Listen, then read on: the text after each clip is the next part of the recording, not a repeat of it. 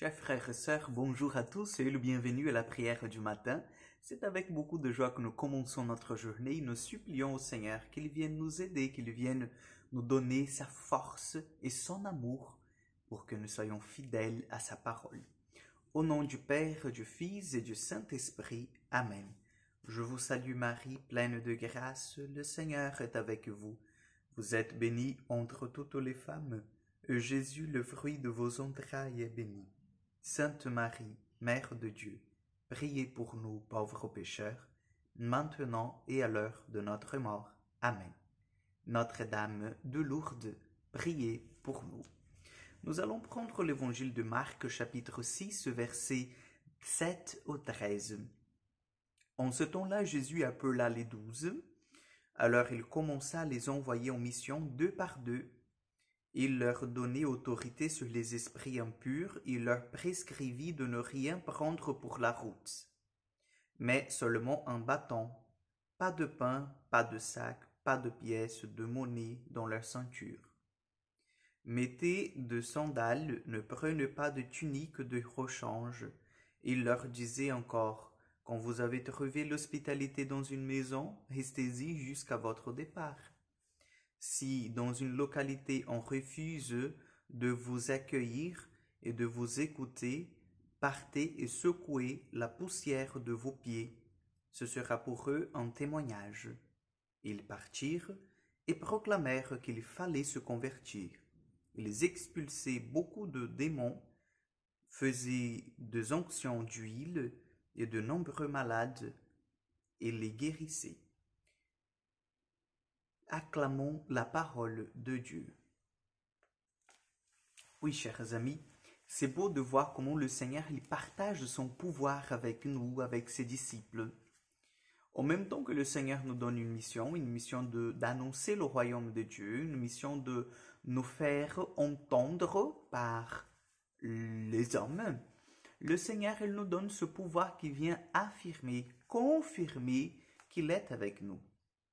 Ce pouvoir, en fait, sur les esprits mauvais, ce pouvoir sur les maladies. Et c'est intéressant de voir que le miracle, au cours de l'histoire de l'Église, et on pourrait même dire au cours de l'histoire du peuple d'Israël, le miracle, il était quelque chose de même temps extraordinaire, mais il n'était pas une chose inconnue. Vous voyez? Donc, le miracle, bon, voilà, c'est pas tout le monde qui a le don du miracle, c'est pas tout le monde qui fait de miracles par la puissance de Dieu, mais en même temps, la communauté chrétienne, notamment celle du tout début de la chrétienté, elle n'était pas étonnée de voir en fait les guérisons, de voir les exorcismes qui arrivaient à l'époque. Parce que vous voyez que les gens qui étaient là étaient vraiment des envoyés du Seigneur, des envoyés de Dieu. Donc n'ayons pas peur de nous approcher du Seigneur qui nous délivre, n'ayons pas peur de demander au Seigneur notre guérison, n'ayons pas peur de supplier au Seigneur.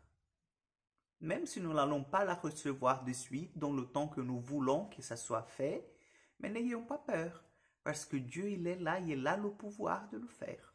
Dieu, il a le pouvoir de nous donner, chers frères et sœurs, une nouvelle vie, de nous rétablir notre santé. Vous voyez? Donc, n'ayez pas peur, faites toujours confiance au Seigneur. Ainsi comme il a envoyé les disciples, il nous enverra aussi pour la guérison des autres. Et la guérison dans ce monde des hommes et des femmes qui sont blessés, mais pas physiquement, mais intérieurement, dans leur esprit. Et cette guérison-là, chers frères et sœurs, la plus précieuse que nous pouvons apporter. C'est cette huile que nous avons bien entendu dans l'Évangile. C'est vraiment ce médicament que le Seigneur nous donne d'apporter à l'homme contemporain. C'est la consolation, l'espérance, que nous sommes si loin, si privés. Donc, demandons au Seigneur qu'il nous aide, qu'il nous capacite dans la mission qu'il nous a confiée pour que nous soyons de vrais disciples du Christ, de porteurs de la vie divine. Amen. Le Seigneur soit avec vous.